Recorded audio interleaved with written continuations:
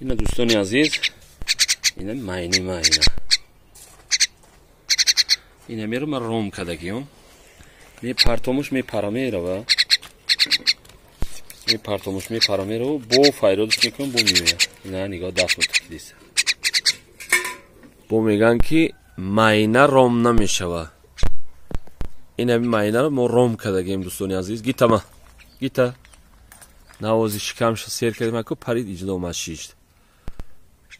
از ما وقتی که فایرود میکنم زمانی گوشتمونیش ده. گیتا ما گیتا این ماینه رومه می پرامیر و بو می پرا میوید میره و گیر میگرده گیتا کده فایرو میکنمش میوید خودش. اینا دوستان عزیز بو نگید یکم چشمبندی ای.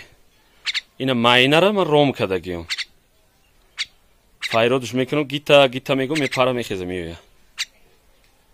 کلون های می پرا میره خونوی همسایه میره همه جا میره بو فایرودش میکنم میخیزه میوید.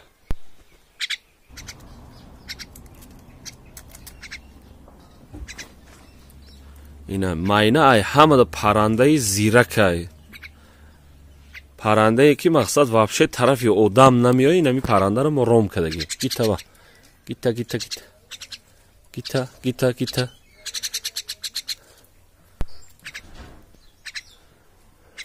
اینه یکا اونجوری چشمندیش نیست.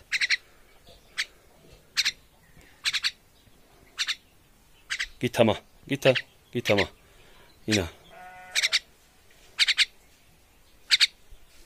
اینا ماینه رو هم روم کدیم.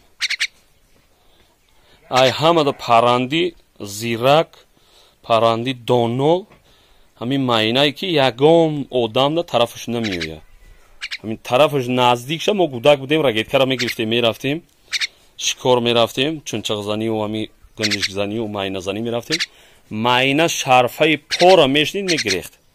اینا حوزی ما روم کدگیم همین ماینه را.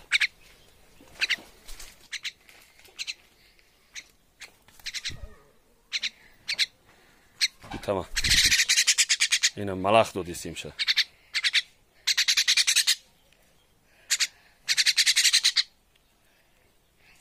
کلون های 100% می پرا می رو. اینا ماینه روم کدگی مای دوستانی عزیز.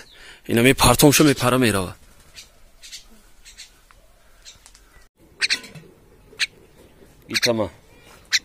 گیتا نوم کدگیم شد می پرتوم می رو. خونوی همسایه و هر جا تو میخوره پریده میره با فایرودش میکنم با میوید.